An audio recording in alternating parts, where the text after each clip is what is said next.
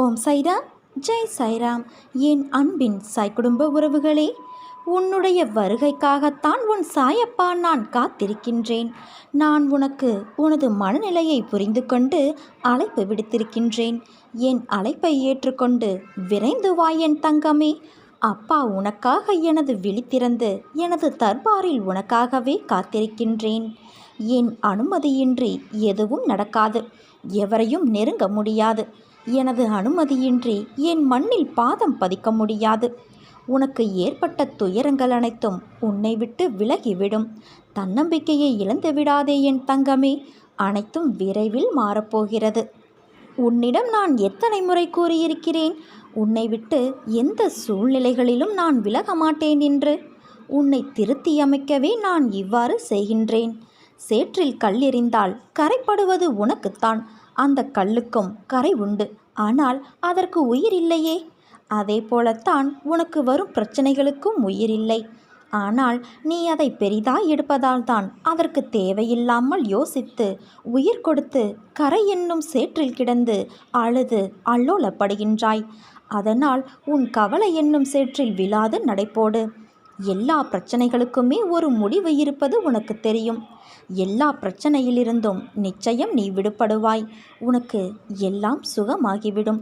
உனக்கான வெற்றி காலத்தில் நீ நுழைந்து விட்டாய் என் தங்கமே. உன்னுடைய பலகீனங்களை உணரும்போது நீ பலசாலியாவாய்.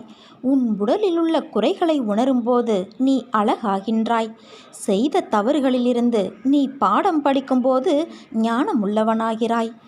என்னிடம் பிரார்த்தனை செய்த பிறகும் பிரச்சனை தீரவில்லை என்றும் இருந்த நிலை அதிகமாகிவிட்டது என்றும் அவசரப்பட்டு நீயே ஒரு முடிவு செய்துவிடாதே. கால்களில் தைத்துவிட்ட முள்ளானது கடுமையான வேதனையை தரும். இரவு பகலாக உறங்குவதை கூட தடுக்கும். இதை அப்புறப்படுத்த வேறு முள்ளை கொண்டு தைத்த முள்ளை சுற்றி பல முறை குத்த வேண்டியிருக்கும்.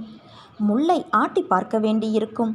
அப்போது வலி உயிர் போவது போல இருக்கும். ஒரே ஒரு முறை குத்திய முள்ளே கொடிய வேதனை தரும்போது அதை எடுக்க பல முறை குத்தப்படுகிற நிலையில் வலி கூடுதலாகும் தானே. ஒரு முள்ளின் வலி உனக்கு பாதிப்பை உண்டாக்க என்பதையும் பல முறை குத்துவதால் வருகின்ற வலி அதை நீக்குவதற்காகவே அன்றி காயப்படுத்துவதற்காக அல்ல என நீ உணர்ந்து கொள். கஷ்ட நிவர்த்தி வருவதற்கு முன்னால் அதன் தொல்லை மிகவும் தாங்க முடியாத அளவு தெரியும். பாபாவே கைவிட்டு விட்டார், இனி யார் காப்பாற்றப் போகிறார்கள் என நினைப்பாய். பயப்படாதே.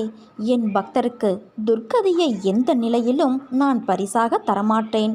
காப்பாற்றி விடுவேன். உனக்கு உதவிக்கு யாரும் இல்லை என்று நீ நினைத்து மனமுடைந்து நிர்கதியாக நிற்கின்ற போது உன் கரங்களை இருக்க பற்றியவன் நான். தனியாக இருப்பதாய் எண்ணி நீ வருந்தாதே. எந்த சூழ்நிலையிலும் உன்னை நான் கைவிடமாட்டேன். என்றும் நிழலாக இருப்பேன் என் தங்கமே.